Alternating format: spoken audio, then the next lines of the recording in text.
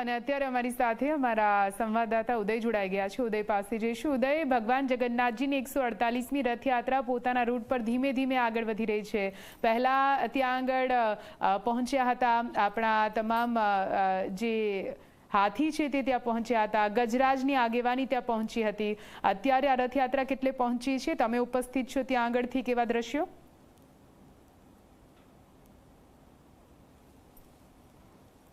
છે તમે ઉપસ્થિત?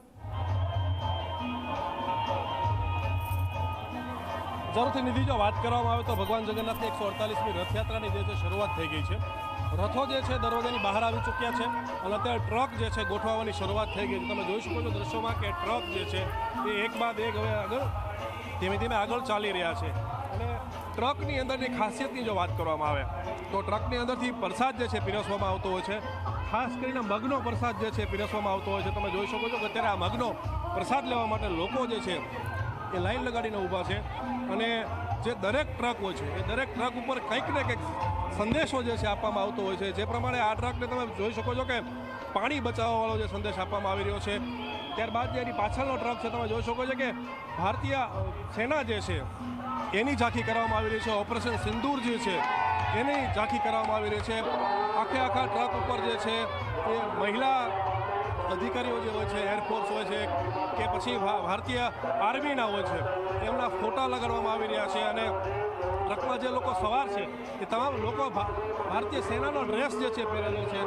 ત્યારબાદ જે છે આ વધુ એક ટ્રક છે, તમે જોઈ શકો છો ભાવભીની શ્રદ્ધાંજલિ જે છે એ અત્યારે આપવામાં આવેલી છે।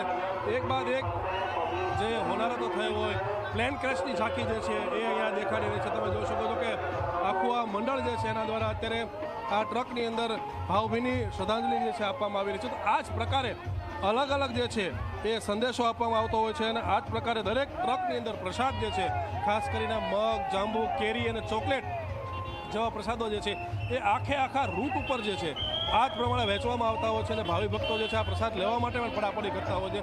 તો હવે આ રથયાત્રાની શરૂઆત થઈ ગઈ અને આખા રથયાત્રા રૂટ ઉપર આ પ્રકારના દ્રશ્યો જે છે જોવા મળતા હોય છે। નિધિ,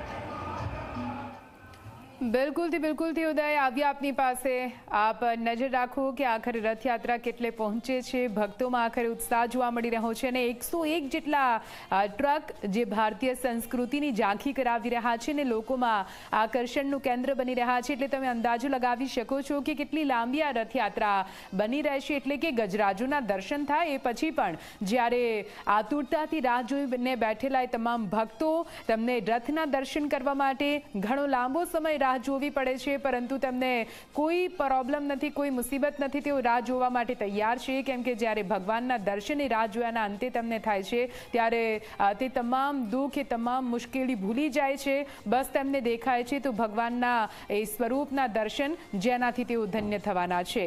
ભગવાનની અમી દ્રષ્ટિ તેમના પર પડે, બસ એ જ આશા અપેક્ષા સાથે અહીંયા તમામ ભક્તો રથયાત્રાના રૂટ પર રાહ જોઈને બેઠા છે અને જ્યાં રથ પહોંચી રહ્યો છે ત્યાં વિશેષ સ્વાગત માટેની પણ પૂરી તૈયારીઓ કરી દેવામાં આવી છે।